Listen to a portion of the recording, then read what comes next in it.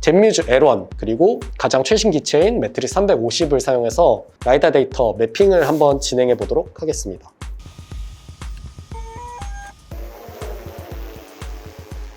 이렇게 구성이 완료된 것을 볼 수 있고, 포토그래미티 같은 경우에는 나무가 우거진 산림이나 이런 곳에는 그런 밑에 부분을 볼 수가 없습니다. 하지만 이런 라이다 데이터를 이용하면 산악지형의 실제 데이터, 이런 경사지 부분이나 이런 부분에서 굉장히 많이 사용되는 것을 확인할 수 있습니다.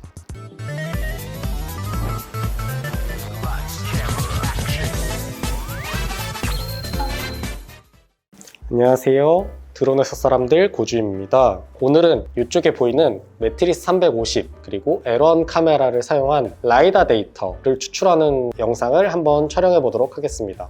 라이다는 생각보다 우리 생활에 굉장히 많이 사용이 되고 있는데요. 요즘 스마트 오토 컨트롤이라고 해서 자동 주행 이런 것들을 많이 사용하시죠. 그런 것도 전부 다 라이다의 기술력이 들어가 있다고 보시면 됩니다. 사람들이 이제 보통 레이더라고 이제 많이 잘못 알고 계신데, 두 개는 조금 다른 얘기입니다. 기본적인 개념은 빛이 쏘아져 나온 거리를 지점과 지점에서 반사도 값에 의해서 실제 그 물체의 성질이나 아니면 거리값 이런 것들을 감식하는 역할을 라이다라고 이제 생각하시면 됩니다. 그리고 실산업에서는 인도어 매핑이라던가 아니면 거리 측정 아니면 지역 매핑을 할 때 DEM, 그런 엘리베이션 레벨을 측정하는 데 있어서 필요로 해서 이렇게 드론에 많이 사용되고 있습니다. 이런 것처럼 이제 점차 우리 실생활에서도 라이다 데이터의 필요성이 점점 이제 커지고 있는 것을 확인할 수 있습니다. 라이다 개념은 원래 우주 항공 산업이나 이런 데서 쓰이던 기술력이다 보니까 아직은 좀 고가의 장비로 판단이 되고 있고, 기본적으로 수천만 원에서 수억 이 정도의 가격이 이제 많이 되어져 있습니다. 그럼에도 불구하고 옆에 보시는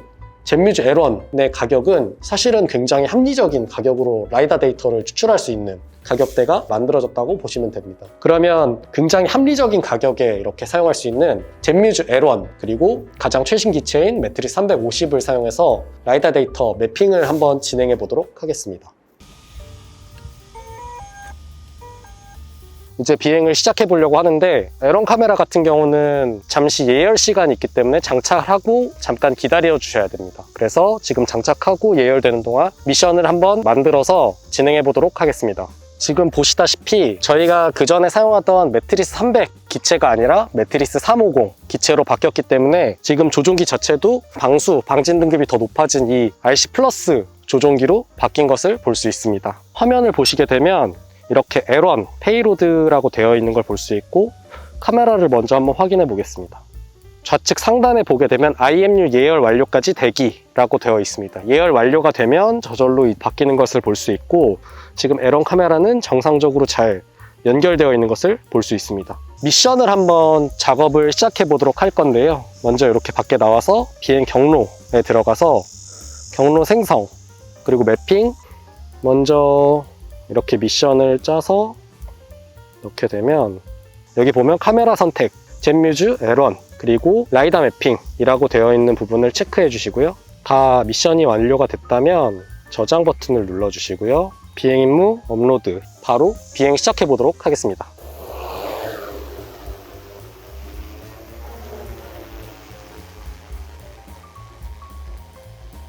지금 미션을 시작하도록 하겠습니다.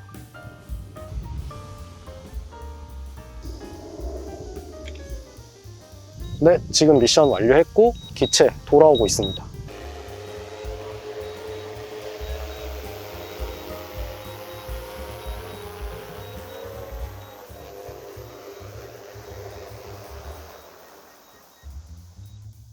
이제 사무실로 복귀해서 DJI 테라를 활용한 라이다 데이터를 한번 프로세싱을 진행해 보도록 하겠습니다.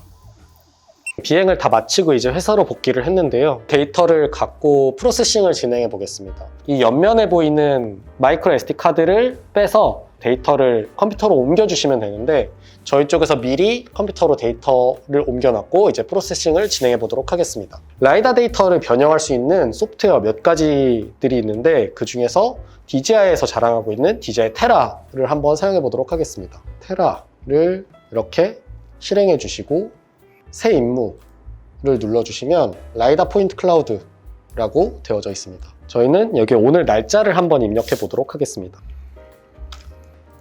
그리고 여기 보이는 폴더에서 오늘 추출한 데이터를 입력해 보도록 하겠습니다. 폴더 선택.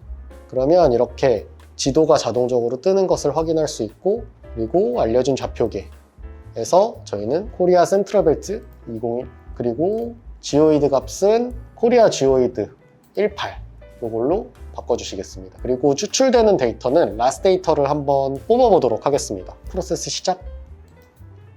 그러면 여기에 보이는 화면처럼 좌표계 어떤 것들이 설정되어져 있는지, 라스 데이터를 추출할 수 있는지 확인 누르게 되면 바로 재구성 진행 중 이러면서 프로세스가 진행되는 것을 볼 수 있습니다.